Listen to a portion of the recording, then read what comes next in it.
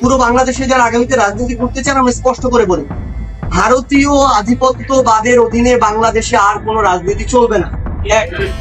ভারতের আশীর্বাদ পুষ্ট হয়ে বাংলাদেশে কেউ ক্ষমতা আসতে পারবে না।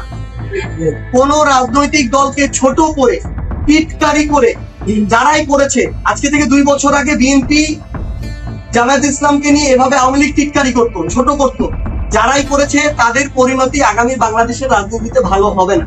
আগামীতে এই বাংলাদেশে যারা 24-এর অভ্যুত্থানে হাজারের অধিক মানুষকে খুন করেছে, সেই ফ্যাসিস্টদের অংশগ্রহণে আগামীর বাংলাদেশে কোনো নির্বাচন হবে না।